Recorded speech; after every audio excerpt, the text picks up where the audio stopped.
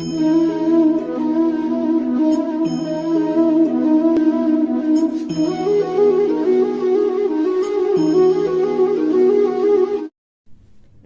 स्वागत है आप सभी का पंचभक्त एस्ट्रो में। मैं एस्ट्रो स्मिता आज आपको नीलम रत्न संबंधी जानकारी दूंगी।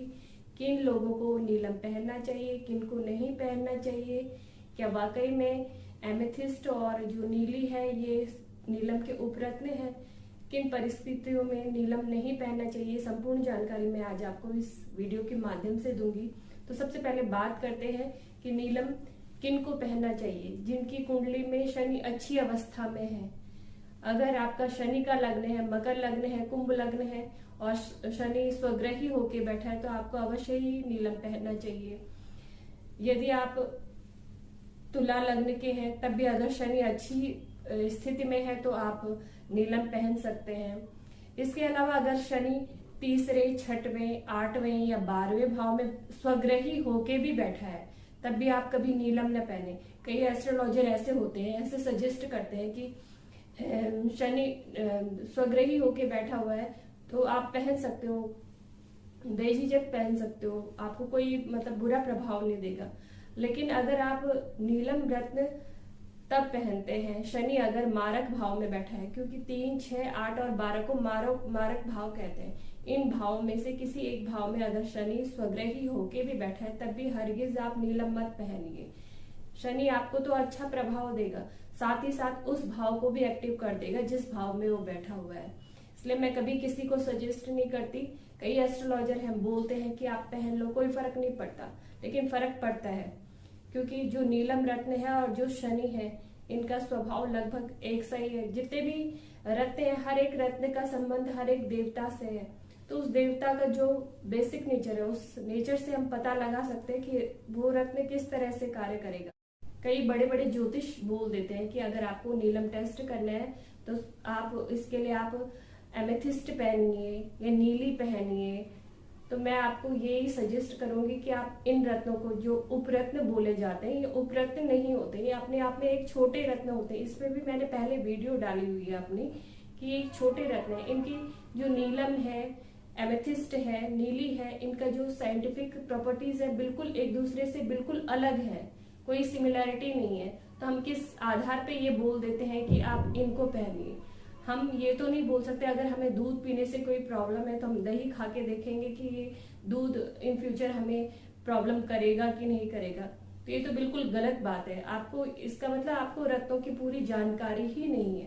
लगभग 3-4 साल हो गए मुझे रत्नों पे कार्य करते करते कि ये देखते हुए कि रत्न किस तरह से कार्य करते हैं। बेसिकली 9 तरह के ही रत्न होते हैं जो मुख्य रत्न होते हैं। उसके अलावा जिनको हम उपरत्न कहते हैं उनको पुराणों में भी उनको मणियां बोला हुआ है, जिन्हें हम उपरत्न के नाम से बोलते हैं, क्योंकि न ही पुखराज का उपरत्न सुनैला है और न ही नीलम का उपरत्न नीली या एमेथिस्ट है। एक तरह की ये भ्रम फैलाया हुआ है। इन्हीं छोटी छोटी जो रत्न है इन्हीं से लोगों के बड़े कारोबार चलते हैं। तो इसलिए अगर आपको पैसा खर्च करना है तो सोच समझ के खर्च कीजिए, किसी अच्छे एस्ट्रोलॉजर से जिसपे आपको पूरा यकीन हो वही रत्नों को खरीदिए। रत्न रत्न ही है और जिन्हें उपरत्न कहते हैं वो मणियां बोला जाता है उनको। अगर आपको ये देखना है कि नीलम आपको सूट करता है नहीं करता है तो इसके लिए आप नीलम घर में लेके आइए और एक दिन उसको काले कपड़े में लपेट कर अपने पिलो के नीचे रख करके सो जाइए। अगर वो नीलम आपको सूट करता है तो आपको अच्छे स्वप्न आएंगे और सूट नहीं करता तो आपको बुरे स्वप्न आएंगे, या तो आपका दिमाग में हलचल मचने लग जाएगी, मतलब आपका दिमाग घूमने लग जाएगा। तो ये 2 तरह की स्थितियां पैदा होती है, अगर आपको सूट करता है नहीं करता है। अगर कुछ नहीं होता है, ना कुछ स्वप्न आता है, कुछ भी प्रभाव नहीं पड़ता है, इसका मतलब नीलम ही नकली है।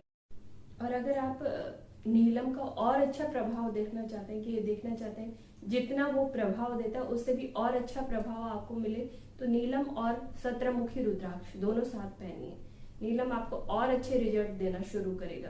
शायद जो मैं आपको ये बात बता रही हूँ ये कोई भी एस्ट्रोलॉजर नहीं बताएगा, क्योंकि कई चीजें ऐसे होती हैं कि हमें पढ़नी पड़ती है, उन पे शोध करना पड़ता है। मेरे काफी टाइम से मैं इन चीजों पे शोध कर रही हूँ, इसलिए मैं आपको आज इस बात की जानकारी दे पा रही हूँ। नहीं तो ये तो एक परंपरा के रूप में चल रहा है, ये नहीं पहन सकते तो उपरत्न के तौर पे आप ये पहनिए। जबकि उन लोगों को ये खुद पता ही नहीं होता कि ये उपरत्न है ही नहीं। जिनकी जो साइंटिफिक प्रॉपर्टीज अलग है तो वो उपरत्न कैसे माने जाते हैं? कलर के उसके हिसाब से अगर वो एक जैसे, तो ऐसा नहीं हो सकता उसका प्रभाव एक जैसा होगा। जिसका मूल जो गुण है वो जब एक जैसा है ही नहीं तो एक जैसा प्रभाव कैसे में देगा?